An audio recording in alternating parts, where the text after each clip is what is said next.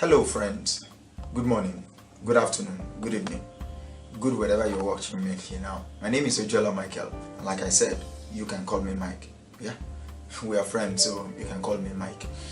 And I will be your personal coach here, your partner, your friend, for as much time and as long as you want me to be.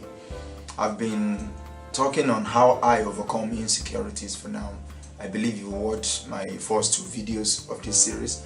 This is the third one that I really just want to put out there so that I can encourage you. I can elevate your spirit. I'll be able to at least advise you on how I do, how I live my life whenever I have one or two insecurities in my life. So today I will be taking the third point. And on this third point, I want you to listen very attentively, because it's important that if you've not been writing anything down, please go to the first video, the second, and write things down so that you'll be able to at least channel your own strategy to be able to live a better life. See, the summary of all this is for us to live a better life, for us to live a life that is whole, that is happy, so that we will live a happy life. Number 3, I embrace non-comparison by embracing change. I embrace non-comparison by embracing change. And I will advise you with that same sentence: embrace non-comparison by embracing change.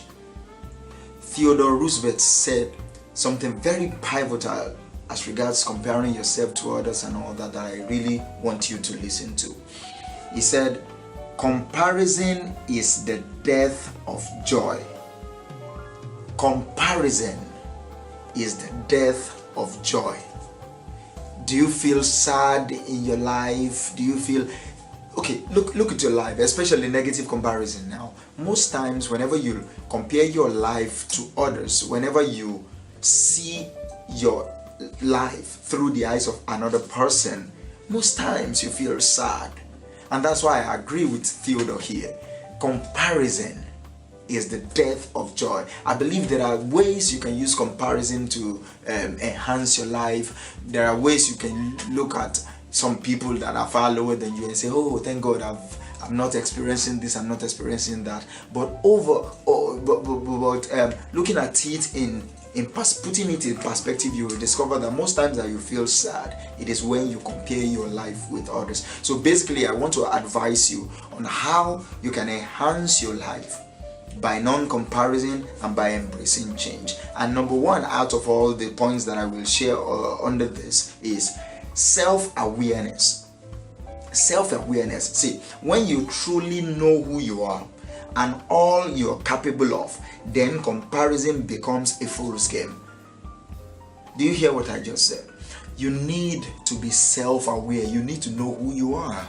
You need to be able to know who you are. You need that self-awareness. When you are comfortable in your own skin, when you know who you are, you won't need to compare yourself with or to others. You won't need that. Basically, what you will only do is be grateful. It's important that you're self-aware. It's a fool's game when you compare yourself to others, but the moment you know who you are, you will discover that, say, I'm just being a fool here. Why will I compare myself with somebody that I think is higher than me? Because the game we play in comparison is we always look at what we think somebody has attained or achieved, and we look at ourselves in a lesser form. We don't see ourselves above or beyond. We don't even see ourselves as we truly are. We assume this is who we are in relation to another person. So number 1 out of all under this point is that you must be self-aware. Self-awareness is key here. And number 2, redefine what success is for you. Do you hear me? You have to redefine what success is for you. That's what I did over time. When there was a particular time in my life that I was really under pressure to achieve a particular aspect of what the society believes. When you've worked so long in a place, this is what you should have had and all that. I had to redefine what I really want for me. And I'm okay. Literally, when I audit my life, I discover that, see, if I am not seeing myself through the eyes of others, I'm not under any pressure, I'm okay. Yes, there are things that I plan for my life that I should have achieved that one way or the other I've not been able to get there. But when I look back over my life, I discover that I'm far better than where I was. So you have to redefine what success is to you. What is success to you, my friends? What is success to you? What do you mean when you say, I want to succeed in my life? You have to redefine it. You don't allow society to determine what success is for you. Yes, and see, society is nameless and faceless. You cannot identify society. You cannot lay your hands on society. Society is what anybody says it is. So basically, you too redefine what success is to you. Don't judge yourself by what society say. Okay, when you own some houses, some cars, then you're successful. When you have the most beautiful girl, the most handsome man, you're successful. When you have over $1 trillion in your account, you're successful. No, look at yourself in the mirror and redefine. What do you love? Peace, happiness, be able to laugh without being censored. Those are beautiful things that cannot be quantified. Success, happiness. Redefine what success is to you. And number 3, compete less, create more, and appreciate all. I love this 3 beautiful points on number 3. Compete less, create more, and appreciate all. Do not compete. Come on, man. Do not compete. See, you don't need this competition. The pressure you're putting on yourself. Yes, let me also buy the 2nd car, the 3rd car. Let me also have the 4th, the 5th child. Let me also travel abroad. Let me also do this, do that. Let me also go for my master's, go for my PhD. See, come on, man. If this is not you, why leave it? Can you redefine your life and create more? Can you sit down and say, this is my life. This is how I want to let my life be. And appreciate. Appreciate all things you have. Appreciate everything you are. Light and darkness compensate each other. If there is no night and we are all living in the daytime, it's not, no, we call it abnormal. We say it's not normal. If there is all day and no night, we call it abnormal. If there is no rain and all sun, we call it abnormal. So see, this is life, it's in circles. So you have to learn how to compete less. Come on. Create more, appreciate all.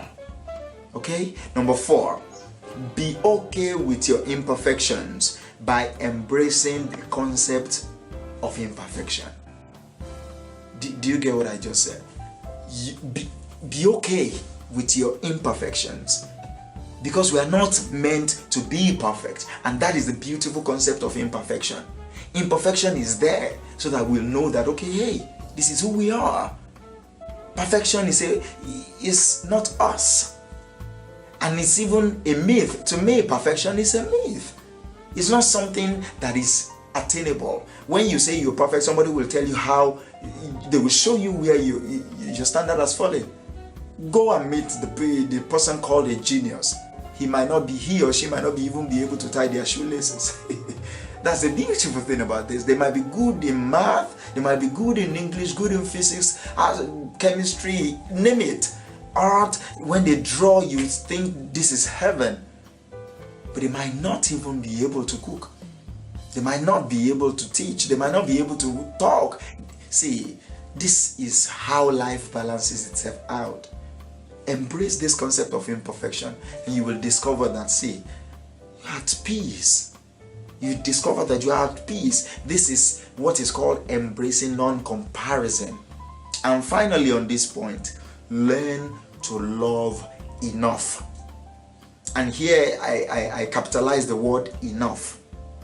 Learn to love enough. I want you to hear me.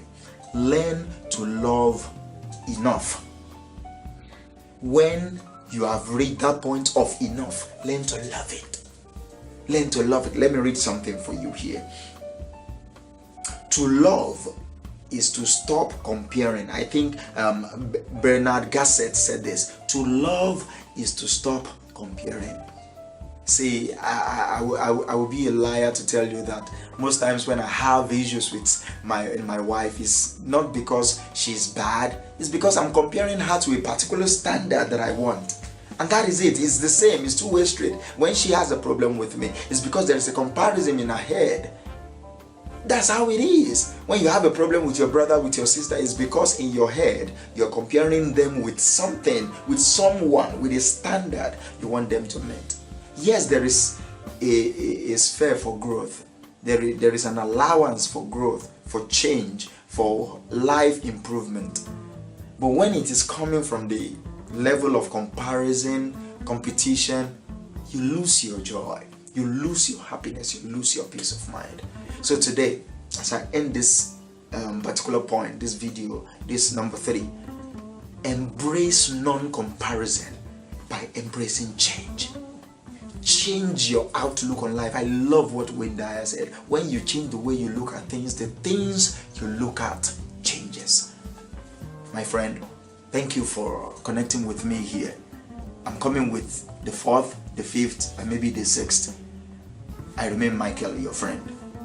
Remember, you are born for exploit. Your life is worth a living in freedom, and you are meant to live an abundant life. Thank you.